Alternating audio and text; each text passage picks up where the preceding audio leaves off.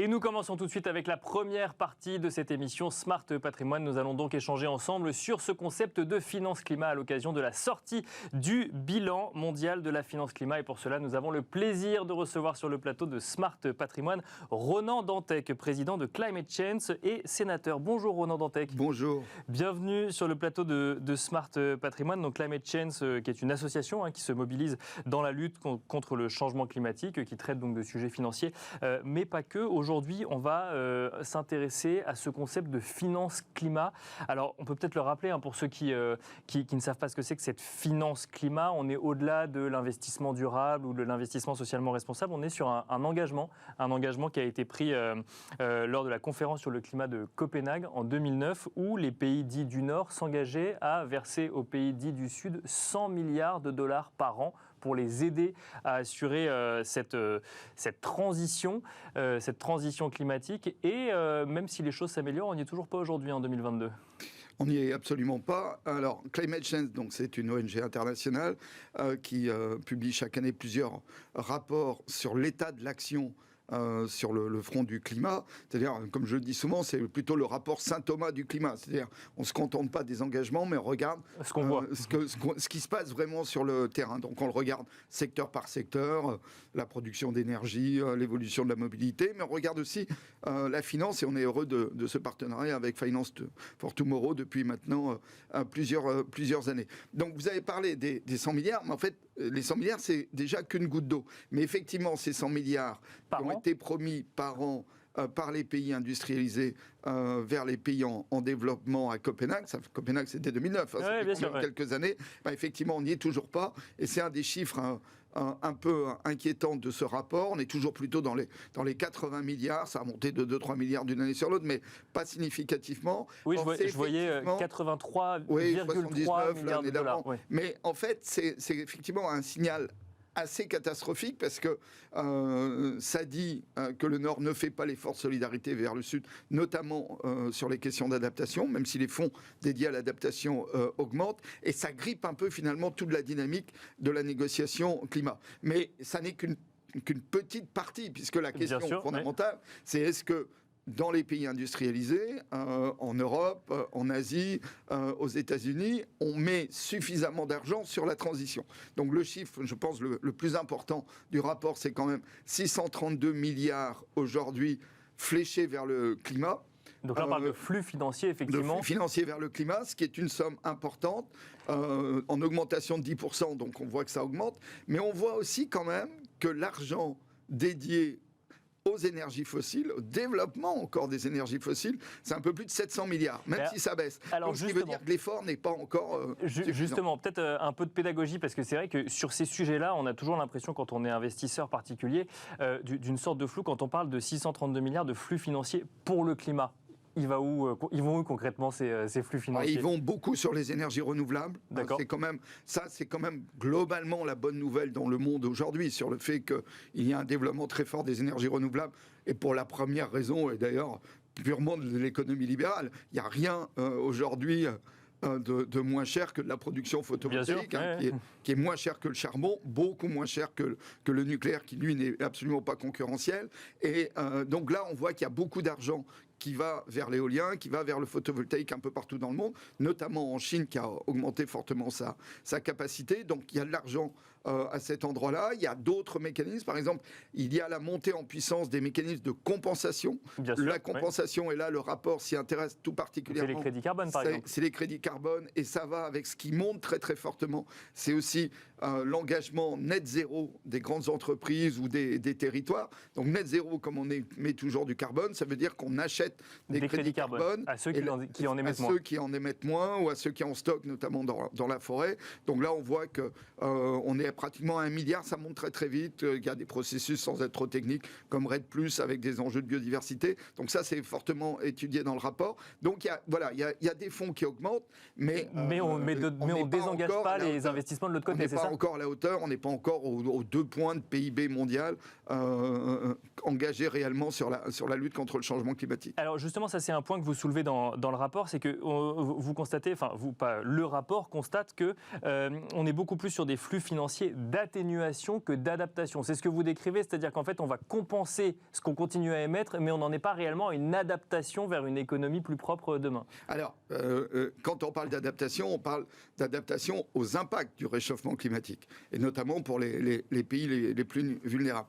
L'adaptation de l'économie au changement climatique et à la baisse des émissions est plutôt comptée dans l'atténuation. D'accord. Donc, oui, bien sûr. J'espère qu'on n'aura pas perdu les téléspectateurs, mais c'est quand même, effectivement, la question qui est sur la table, c'est comment les économies occidentalisées sont capables, effectivement, dans un temps court, parce qu'on est dans une course contre la montre, dans un temps court, de réduire massivement leurs émissions, donc de capter beaucoup d'investissements pour réussir cette transition, l'efficacité énergétique des bâtiments, la mobilité électrique, la production électrique à base de renouvelables. On connaît aujourd'hui les secteurs. Oui. Et donc là-dessus, il y a de plus en plus d'investissements. On voit monter, effectivement, à travers ce chiffre de 632 milliards, les investissements dans le domaine. Les investissements, par exemple, de la filière automobile sont aujourd'hui extrêmement conséquents. Bien sûr, tourner vers l'électrique, pour le coup. Ça n'est pas encore à l'échelle. Et puis, effectivement, en plus, c'est toujours dans un contexte géopolitique, évidemment. Et là, le contexte géopolitique, il est particulièrement troublé avec la guerre en Ukraine, mais qui peut demain aussi, en espérant évidemment que les Ukrainiens gagnent cette bataille importante pour la démocratie, peut permettre quand même peut-être d'accélérer la sortie des fossiles, notamment du gaz et du charbon. Alors, donc, pour bien clarifier, effectivement, vous avez raison, quand on parle d'atténuation, on parle d'atténuation effectivement d'émissions carbone ou autre, mais alors quand on parle d'adaptation, on parle de quoi concrètement ? On parle par exemple de la montée des eaux. La ville de Saint-Louis, Climate Change, a organisé son dernier grand sommet international à Dakar le mois dernier. La ville de Saint-Louis, aujourd'hui, voit la côte grignotée par la montée des eaux. Donc, il faut des ouvrages, il faut des fois replacer des populations. Donc financer, par exemple, la construction d'une nouvelle ville, par exemple. Voilà, ou le déplacement, effectivement, d'une ville. Ou des solutions fondées sur la nature, comme le développement de mangroves, qui se développe très bien dans plein d'endroits en Afrique, avec de vrais résultats pour éviter la montée des eaux, le grignotage du littoral. C'est toutes ces questions-là, des plans d'urbanisme pour lutter contre les inondations, mais aussi, c'est ce qu'on constate dans le rapport, des cas de maladaptation, quand par exemple, du fait du réchauffement climatique, on investit encore plus dans des climatiseurs parce qu'il fait très chaud, et ça augmente la production électrique, et si elle est adossée à du gaz ou du fuel, ça augmente les émissions de CO2. Donc ces questions d'adaptation restent essentielles. C'est encore un secteur, effectivement, moins investi par la finance, y compris pour une raison assez simple, qui n'a pas le même retour sur investissement. C'est-à-dire, on sait quantifier une tonne CO2, on sait lui donner une valeur. Dans le cadre du système européen, le TS, Emission Trade System, aujourd'hui, cette tonne CO2 elle a une valeur, mais une valeur importante, elle a beaucoup monté. Donc, on peut calculer du retour sur investissement. Comment la finance calcule du retour sur investissement sur l'adaptation, c'est plus compliqué. Il y a néanmoins un chiffre important dans le rapport, c'est qu'aujourd'hui, c'est plus de 100 milliards dépensés par les assureurs rien que sur les catastrophes naturelles. À mettre quand même en regard de la difficulté de trouver 100 milliards d'aides pour les pays en développement. Donc c'est important d'avoir quand même ces masses-là, et c'est clair que si les assureurs, par exemple, n'investissent pas massivement leurs fonds d'actifs, puisque derrière les assureurs, il y a énormément d'actifs financiers, vers la réduction des émissions de CO2, c'est finalement le coût des catastrophes qui grignoteront ces actifs. Un mot également sur ce que constate le rapport. Donc effectivement, il y a le marché des crédits carbone qui est en pleine augmentation, x4, vous dites, donc par rapport à l'année dernière, ce qui semble logique au regard de ce que vous nous dites, mais il y a également une forte augmentation des obligations vertes. Donc on va quand même on sent quand même que les investissements sont de plus en plus conséquents en matière d'investissement durable ou responsable. Oui, et ce qu'on sent très bien à travers